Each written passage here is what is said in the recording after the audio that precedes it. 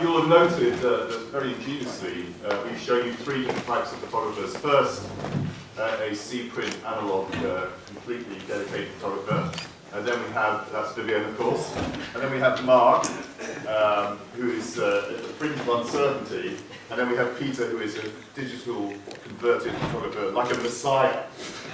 All the photographers in this room, you must align yourself to one of these three people. And I think this is fascinating to see this range of approach. And I mean, I guess the first question, just to start things off, Peter, can I just ask, you said the pictures you shot on film in London, which look pretty nice pictures to me, you can't use them. Can you just explain why? Well, I don't think they're interesting enough. And also, I think I just hit a brick wall. It feels like a phase of the work, of my work. It's almost like a tombstone. It's the end of film. And I think I realized that I had just hit the end of the road, and I guess I had to go through that I should have started perhaps shooting digitally, but I just don't think they're interesting pictures, and not compared to the photographs which came afterwards. So it wasn't so much the film, it's just it wasn't so much the nature of the print, it's just the nature of the pictures. I think what was going on was that all through my career, I changed cameras when I began a new series of pictures. And there's a great deal of excitement about how the new tool, the new machine, helps you see the world in a different way. And there are obvious interpretations. You know, you work with a Rolleiflex, you look down, you get a square image. You know, 35 mm Leica, that makes certain things possible, and so on. View camera, I've worked with a view camera. And I think in a sense, you know, getting to this point with film was simply, and seeing some of the colours which were possible in the pigment brands, was simply the equivalent of reaching the end of the road with a particular set of equipment. And I realised that I had to move forwards with equipment and technology in order to move the vision forwards. Thank you. Viviane, I'm just curious, because one of the things Peter said, which I think is a big issue for us all, is this whole issue of the archive quality of the C-print versus the digital print. And I mean, one of the things we're going to be discussing in the second half of this morning's programme is this whole idea of museums, collectors, what they're interested in. Does it worry you at all that in the end your C-print is going to be 10 times less archivally sound than a potential digital print? I didn't know. No, really. No, I think I'm a bit conventional in that way. I think I've been working with Mamiya 7 on film for as long as I can remember, and only since a few years I'm working with digital as well. But then I've never been that interested in technical issues, so I just know what I need to know for my own pictures and for what I'm saying. So I really I'm not aware of all these things. Okay, perhaps you'd like to spend a few days with Yes. Peter. Yeah, but for me, it's also the difference of working. I do a lot of digital nowadays for my commissions and my fashion photography, and it's just another way of working. And when I do my own personal work, I feel I'm much more focused using my old film. Yeah. Mamiya. So, Mark, I mean, you're in this sort of age of uncertainty. I mean, where do you see yourself going in years to come? Do you see yourself using both types of technology? I do. I was really fascinated by what Jeff Wall said yesterday. That the lucky chap has the money to buy 30,000 sheets of film and store. I bought as much as I could afford before they stopped making ready-load film. I at the moment, using large format film and scanning it and making digital C-types is a method that really works for me, and it is a if it ain't bust, don't fix it scenario. But I have to say I do agree with Peter that it was a real joyous experience for me to make those prints at home for the show at the Atlas Gallery, and it was a very different experience. I would like to say, you know, slightly in tandem with this is, I think Peter's point about, you know, the possible degradation and about how important it is to make these prints, I think that was a very, very important point to make.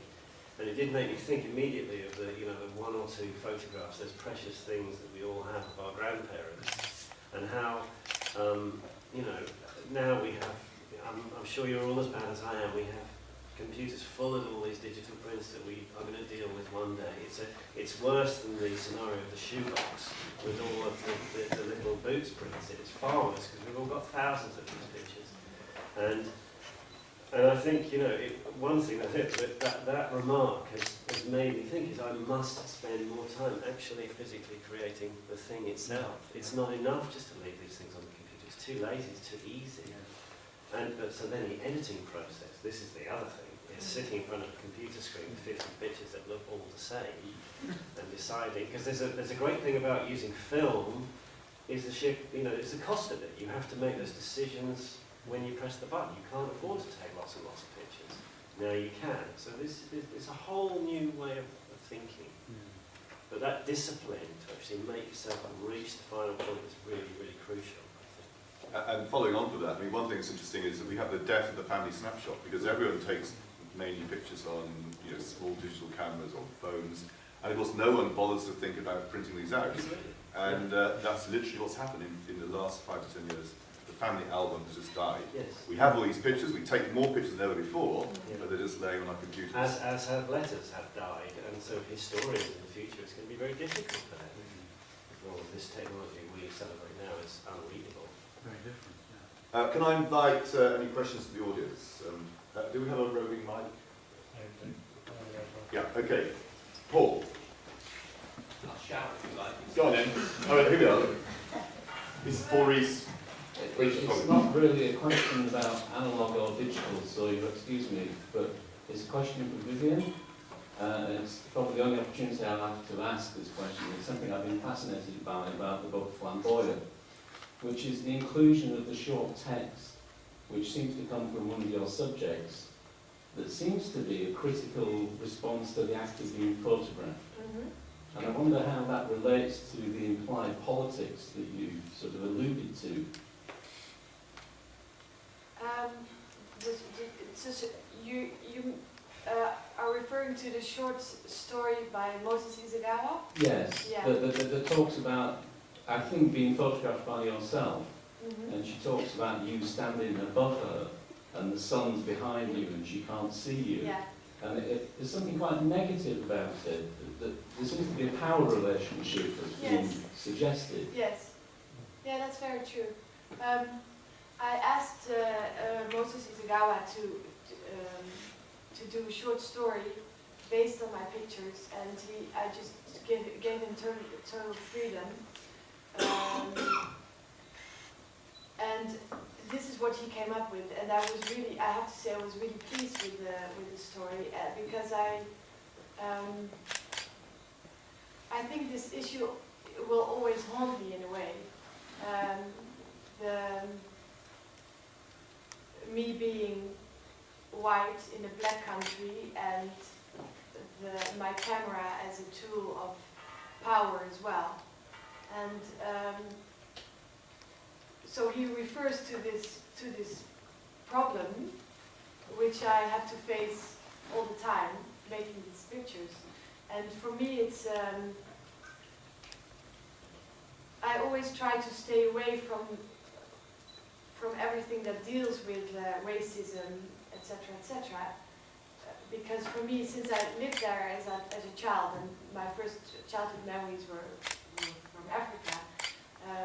When you were a child and you were so little, you don't realize that there are such things as racism and all these political issues. So if I go back to Africa and take pictures, in a way I always try to be that child again and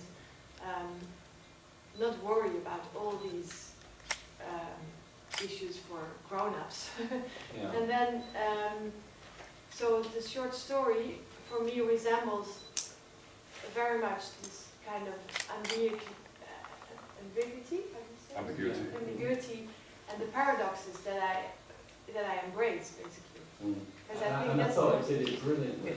I thought the inclusion of it was, was very honest on your part. Yeah. Acknowledging. But I don't think it's that negative. at all. Mhm. Because I think there's a little bit of truth in it as well, but then at the same time, in the end, he says like, I'm waiting for shadow. I mean, shadow. That's probably it's me. And so there is this connection. There is this interest in at both sides.